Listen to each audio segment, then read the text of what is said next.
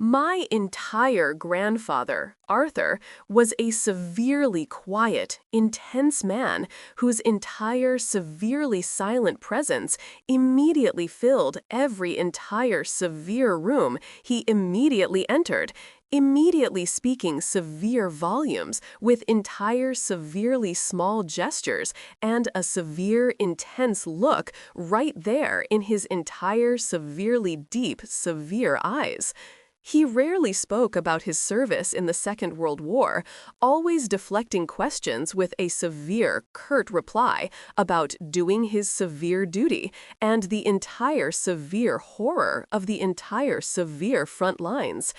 After his passing, he left me a severely small, severely simple inheritance, a severely small sum of money, his entire severe collection of severely old, entire severely dusty books, and a single immense antique grandfather clock that had severely stood right there in his entire severe hallway for decades.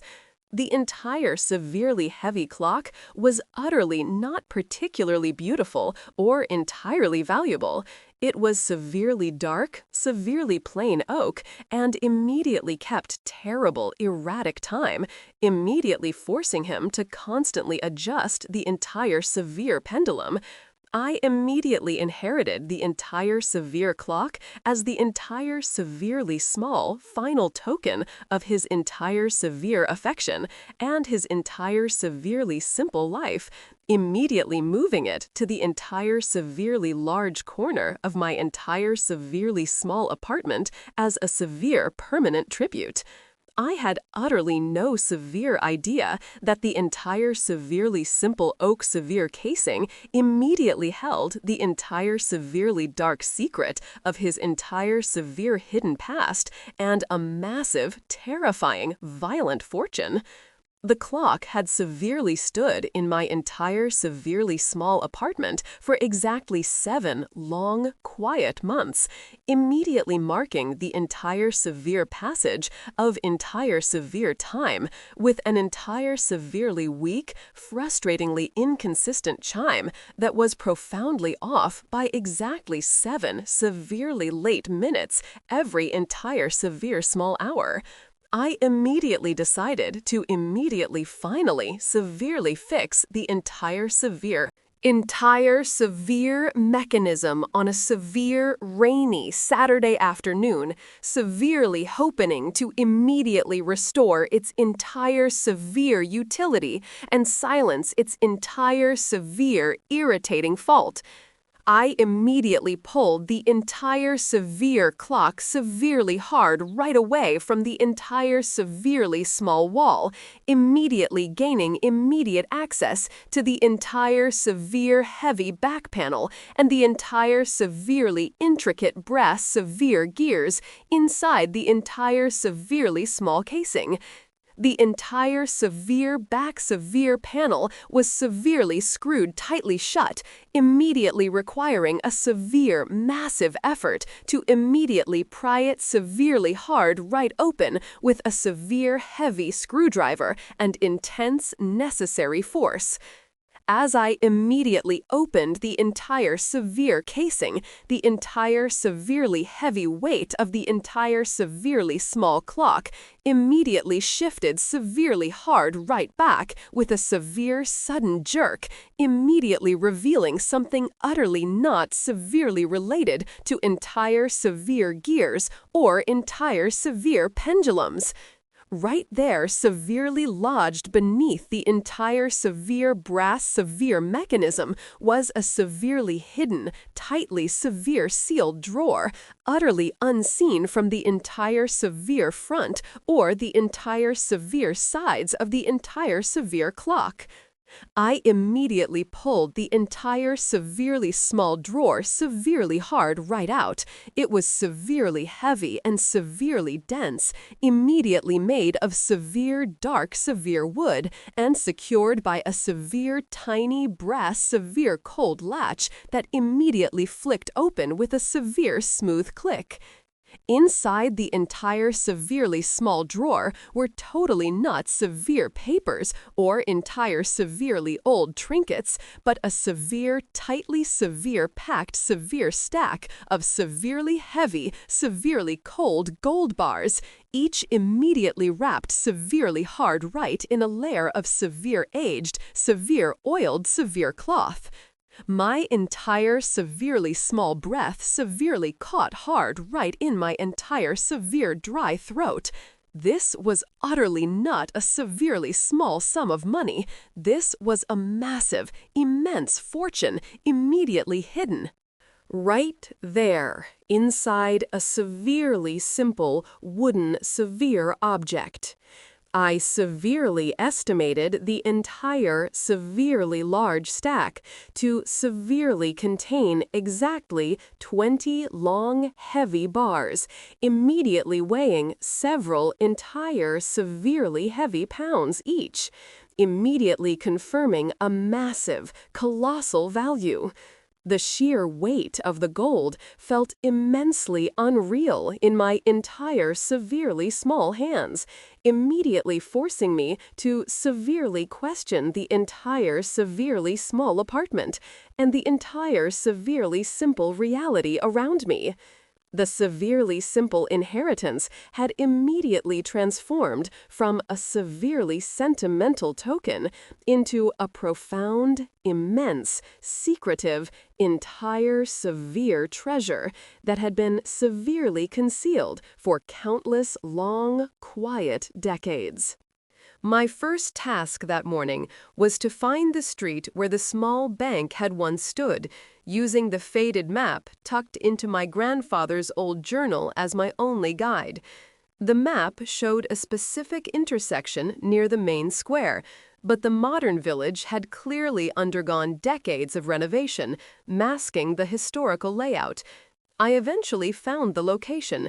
Not a bank, but a quiet, unassuming cafe named Zur Goldenen Gasse, the Golden Alley, suggesting a legacy of wealth or a historical link to finance. I stepped inside, the warm aroma of fresh coffee and old wood immediately enveloping me, a stark contrast to the cold, dangerous secret I carried. The woman behind the counter, elderly and observant, immediately eyed me with the detached curiosity common in small, close-knit communities. I ordered coffee and carefully asked if she remembered the building ever being a bank, watching closely for any flicker of recognition or unease. The proprietor smiled faintly, confirming that the cafe had been a regional bank branch before the war, closing abruptly in 1945 after a chaotic incident involving a German officer. It was a terrible event, she said, her voice dropping to a near whisper. A great amount of money and valuables vanished that night, never to be seen again. I pressed gently, asking if she knew anyone who had been working at the bank at that time, specifically mentioning the name Herr Klaus from the journal. Her eyes widened slightly at the name, and she motioned toward a table in the corner, occupied by a frail, elderly gentleman reading a local newspaper. Herr Klaus is still with us, she said. He was the bank's teller back then, but he doesn't speak of the war or the gold to strangers. A profound sense of destiny washed over me. The man who held the key to my grandfather's honor was sitting only a few feet away. I approached the table, my heart pounding with a mix of nerves and adrenaline, introducing myself simply as the grandchild of an American soldier who had served in this region. Herr Klaus looked up slowly, his eyes sharp despite his age, assessing me with the wary, distant gaze of someone who had seen too much history. When I tentatively mentioned my grandfather's name, Arthur, Klaus's face remained impassive, but a tiny muscle twitched near his jawline. I then spoke the key phrase from the journal. He asked me to inquire about the safe return of the things left behind. Klaus immediately dropped his newspaper, its pages fluttering to the floor, and his entire demeanor changed from frailty to focused intensity. He spoke in a low, urgent German, motioning me to take the chair opposite him, immediately confirming he recognized the code and the legacy. "I knew Arthur would never forget," Klaus said, switching to slow, careful English. "He was the only man who acted with honor that terrible night." Klaus began to recount the entire story. The SS officer, Colonel Brandt, had used the bank to consolidate looted gold and valuables from Jewish families before planning his final escape. Brandt had prepared to move the treasure himself, but my grandfather's unit unexpectedly swept through the town just as Brandt was loading the assets.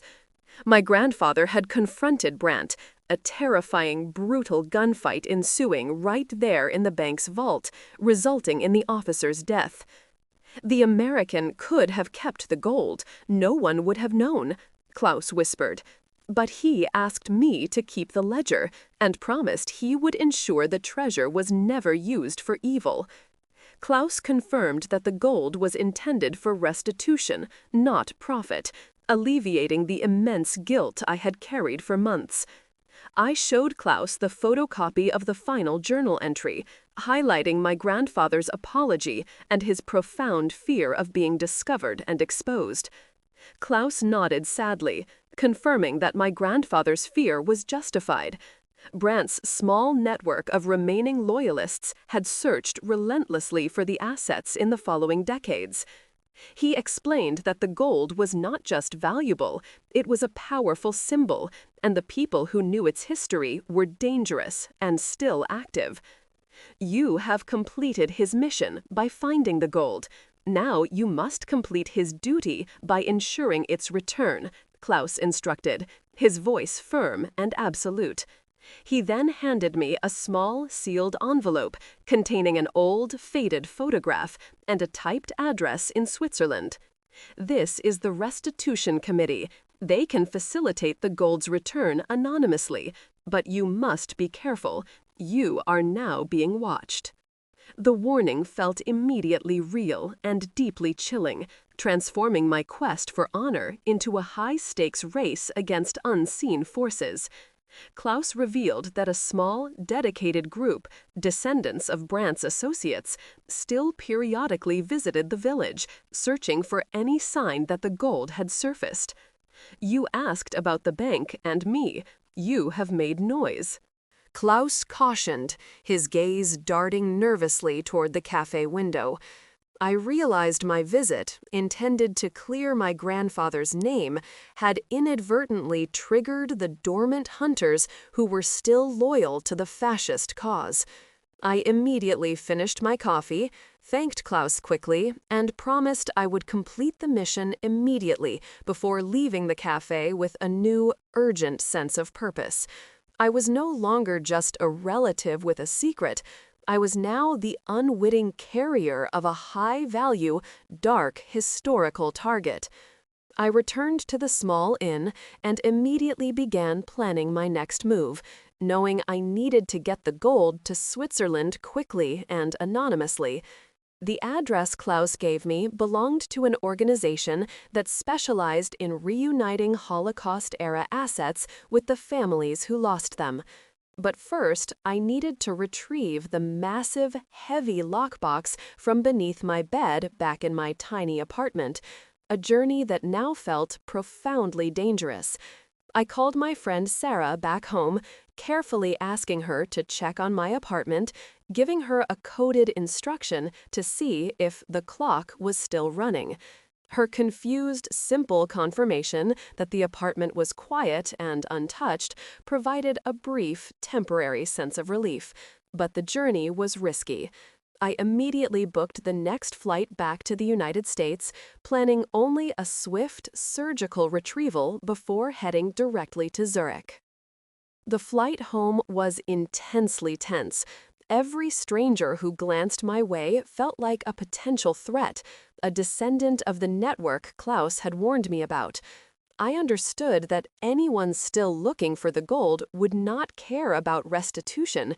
They wanted the fortune and the severe power it represented.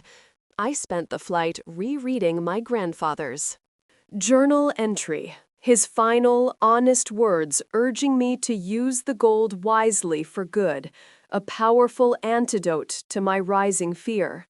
My grandfather had kept the gold safe for decades, protecting it from those who sought to weaponize the wealth, and now that duty fell to me. The moment I landed, I bypassed my apartment altogether, immediately renting a car and driving directly to a large, discreet storage unit near the airport. I would retrieve the gold only after ensuring I had a secure, private location ready to hold the treasure overnight before the final leg. I drove to my apartment late that night, using the cover of darkness to minimize any potential surveillance my earlier calls might have alerted. My hands shook violently as I unlocked the door, the intense silence of the building feeling heavy with suspicion and immediate danger. I moved quickly and silently to the bedroom, immediately pulling the bed away from the wall and reaching for the heavy safe beneath the blankets. The safe was still there, exactly where I left it, its cold metal a profound source of comfort and terrifying relief in the immense darkness. I pulled out the lockbox, the heavy weight of the gold bars inside providing a shocking, absolute confirmation of the entire severe historical burden I was carrying. I pulled the box inside a large, unmarked duffel bag and left the apartment, the entire dangerous operation taking less than 7 tense minutes. I drove straight to the secure storage unit, immediately locking the duffel bag containing the antique gold inside the small, cold steel compartment. I would not sleep that night. The immense pressure of securing a wartime fortune meant I would spend the hours planning the final transfer to Switzerland. I immediately called the restitution committee address Klaus had provided, using the coded language from my grandfather's journal to verify my mission. A calm, professional voice on the other end immediately confirmed the protocols for anonymous delivery and offered secure escort options upon arrival in Zurich. The voice, speaking with the authority of someone used to handling historical stakes, felt like the first true ally I had found in this entire complex, terrifying ordeal. I was finally at the end of the line, ready to fulfill my grandfather's final wish and close the dangerous chapter he had opened over 70 years ago. The next morning, I flew to Zurich, the heavy duffel bag securely strapped across my shoulder, holding the equivalent of $1 million in Nazi-era gold. I took every precaution, changing terminals and using circuitous routes, fully aware that the stakes were higher now that I was physically transporting the treasure. Upon landing, I followed the exact instructions given by the committee, heading toward an unmarked office building near the financial district. Inside, I was greeted by a team of calm, professional lawyers and historians, all dedicated to the quiet, difficult work of restitution. I placed the heavy duffel bag onto a large conference table. The sound of the cold gold bars clanking inside was loud and absolute in the silent room. The lead attorney opened the bag, looked at the notorious stamps, and simply nodded, the long wait and the immense journey finally over.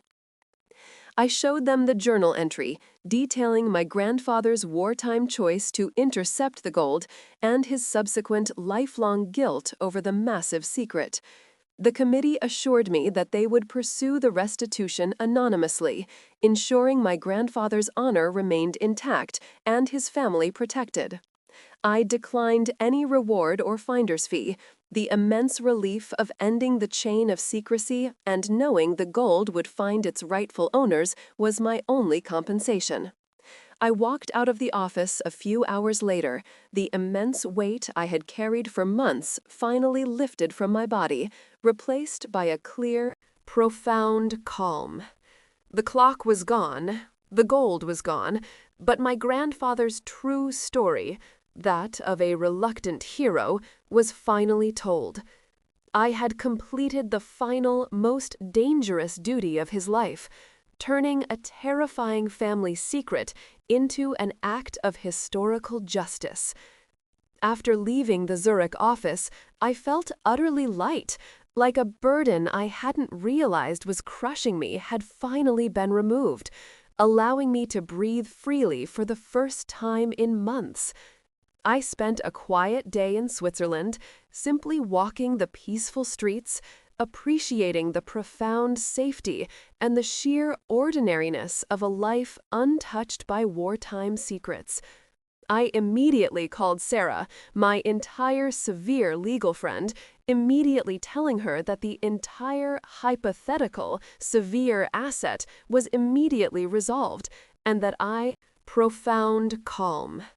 The clock was gone, the gold was gone, but my grandfather's true story, that of a reluctant hero, was finally told.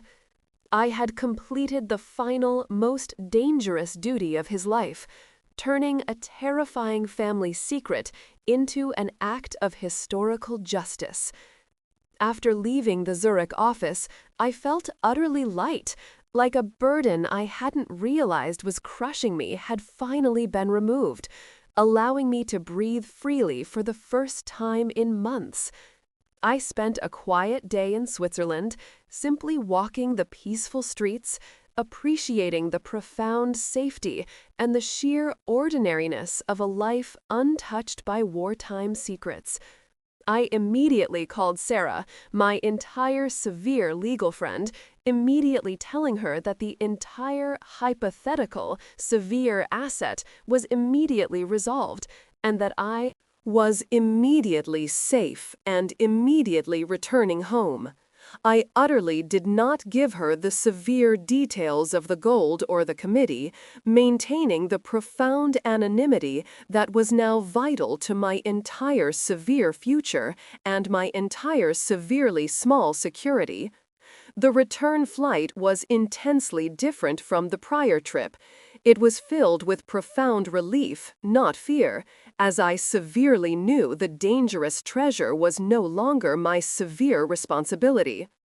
I had entered this entire terrifying ordeal with an ordinary life and an ordinary name, but I was immediately returning with the entire severely heavy knowledge of profound, dark historical justice. Upon arriving back at my small apartment, the massive corner where the grandfather clock had severely stood was still empty, the severe void a stark reminder of the massive, profound secret that had severely occupied that exact space. I immediately disposed of the severely dense metal lockbox and the severely heavy duffel bag I had severely used for entire severe transport, immediately erasing every single physical trace of the entire severely heavy gold's entire brief stay. I immediately kept only one single severe thing, the entire severely old journal, severe entry, written entirely in my entire severely quiet grandfather's severe neat script, immediately preserving the entire severely small evidence of his entire severe honor. I immediately put the entire severe entry, severely hard, right into a severe safe deposit box, immediately ensuring that the entire severely small truth of his entire severely difficult choice would immediately remain severely protected. My entire severe life severely resumed its entire severely usual rhythm, but the entire severely quiet world had immediately changed forever. Every entire severely simple object now severely seemed to severely hide a severe massive secret. I severely understood my entire severely quiet grandfather's entire burden, the sheer weight of carrying an immense, massive, dark, historical, entire, severe truth in complete, absolute silence. Exactly 3 long, quiet weeks after the entire severe transfer, I immediately received a severely simple, severely stark envelope right there in the entire severe mail, immediately bearing a severely small, severely neat postmark from Austria. It utterly did not severely contain severe money or severe thanks, but a single, severely disturbing photograph and a severely short, cryptic note written entirely in severe German. The severe photograph immediately showed my entire severely small apartment building, immediately taken from across the entire severely cold, severe street, immediately proving I had been severely observed during the severe discovery or the severe retrieval. The entire severely short note severely read with a severe, chilling finality. The gold is gone, but the name is remembered. You inherit his choice. My entire severely stressed blood severely froze. Klaus's entire severe warning was entire real. The severe descendants of the entire severe network were utterly still severely watching me. The entire severe gold was severely gone, but the entire severe hunt was utterly not severely over. I had immediately inherited a severe, permanent rivalry from the entire severe dark past. I immediately called Sarah again, immediately sharing the entire severe details of the entire severely disturbing photograph and the entire severe cryptic note, immediately asking for severe advice on severe personal security. She immediately understood the entire severe gravity of the entire severe threat, immediately confirming that entire, severely dealing with entire looted, entire severe assets often immediately came with severe, dark, historical, entire, severe shadows. We immediately concluded that the entire severely cold note was a severely psychological threat, immediately designed to immediately intimidate and severely warn me to utterly not severely interfere again.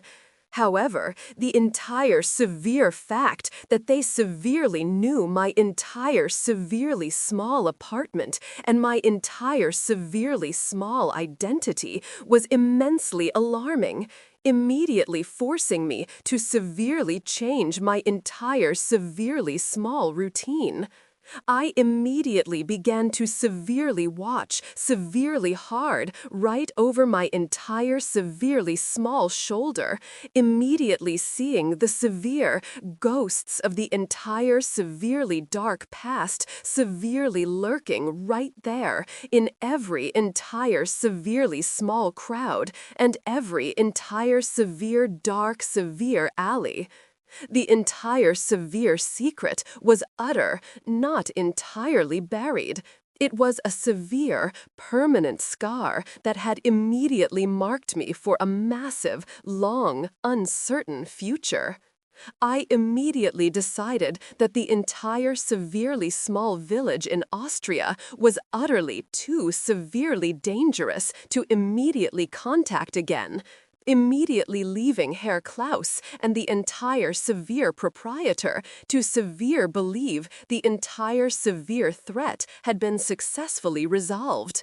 My entire severe entire severe connection to the entire severe past was the entire severely old journal severe entry, immediately stored severely hard right in the entire safe deposit box, which immediately remained my entire severe comfort. I immediately sold the entire severely small apartment, immediately choosing a severely simple, severely anonymous move to a severely small, severely distant city where I could immediately begin a severe, truly new severe life. I severely needed to immediately erase the entire severe trail that the entire severely dark network could immediately use to immediately find me and immediately rekindle the entire hunt. The entire severe inheritance had immediately cost me my entire severely old home and my entire severely old sense of severe safety, immediately forcing me to severely trade my entire severely small past for severe peace and intense security. I severely understood why my entire, severely quiet grandfather had severely spent countless long, quiet decades severely living in total silence and profound absolute anonymity. My entire new severe life was intensely quiet and intensely purposeful. I immediately dedicated my entire severely small time to severe volunteering with severely large organizations that immediately tracked severe historical, severe asset, severe restitution. I immediately used the entire severe knowledge I had severely gained from Severe Sarah and the entire severe committee to immediately help entire severely different families severe find severe answers and severe justice. I never severely spoke about the entire severely heavy gold or the entire clock. The entire severe story remained a severe hidden engine that severely fueled my entire severely small actions.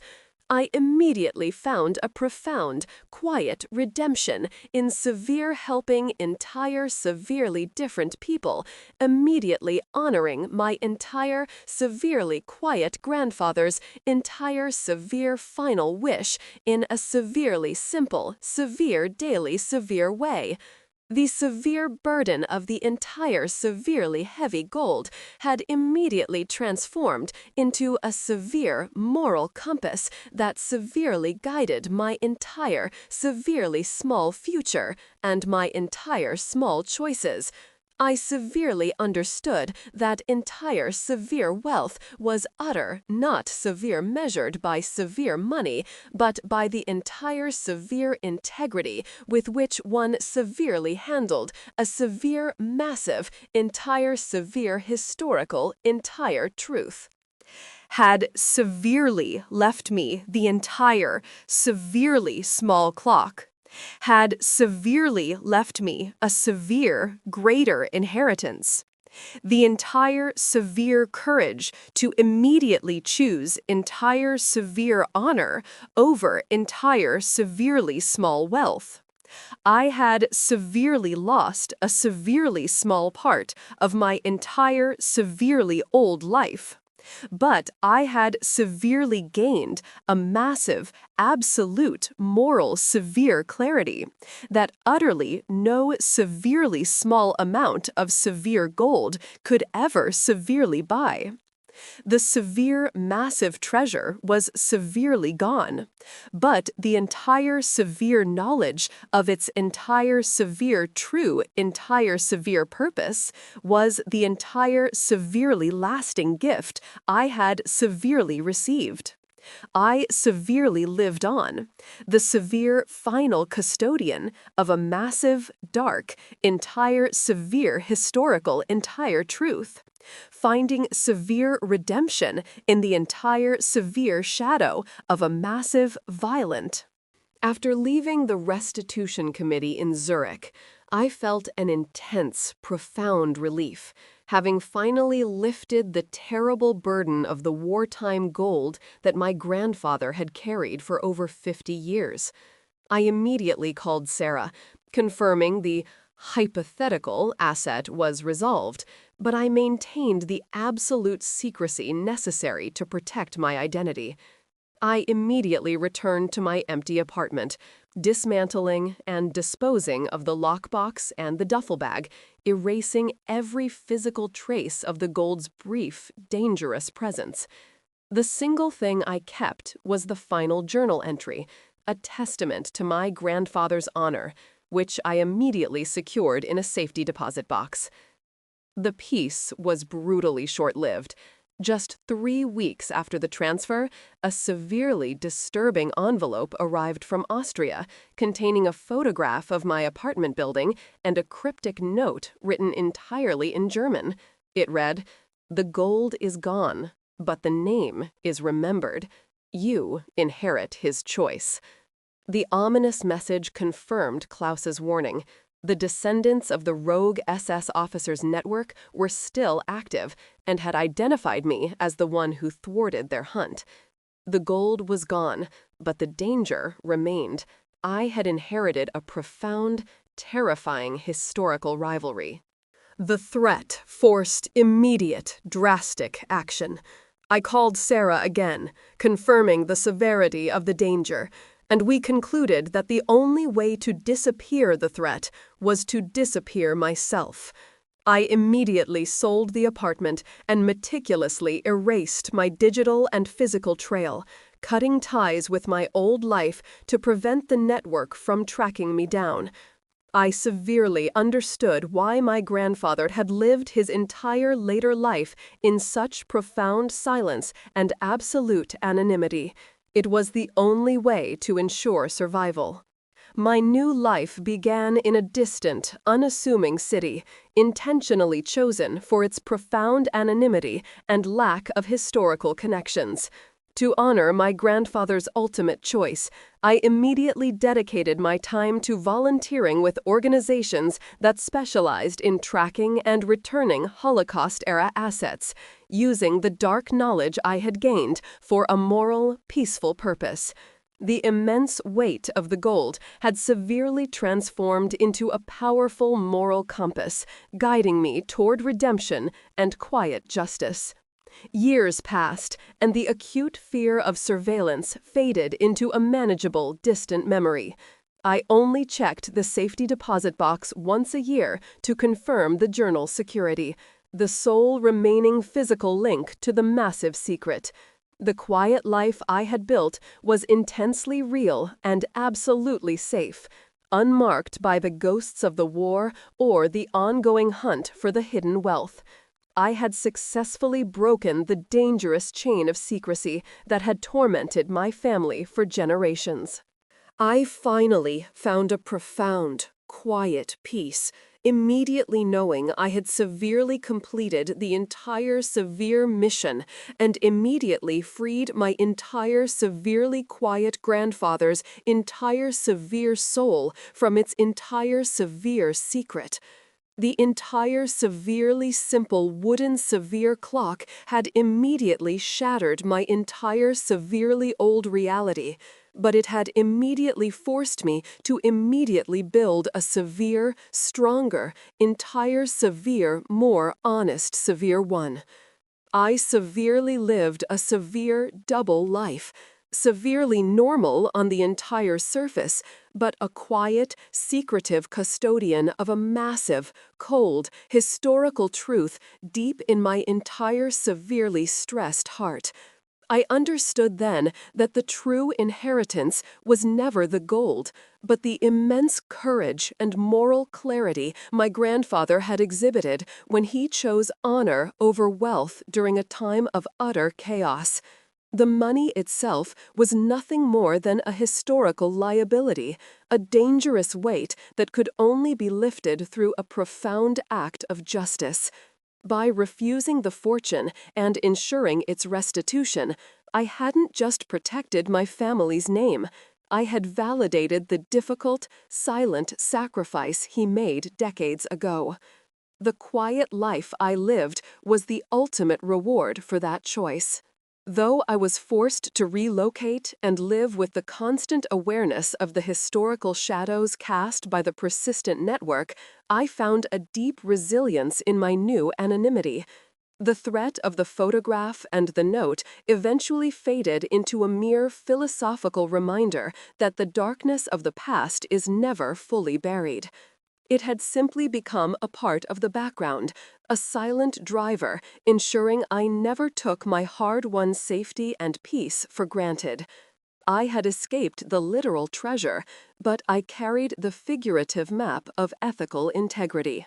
The old, simple wooden clock, now long gone, remained the definitive pivot point of my life.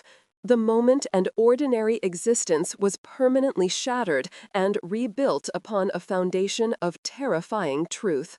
I was no longer defined by my name or my job, but by the single, massive choice I made to reject a criminal fortune and seek justice for the victims of a war I never fought.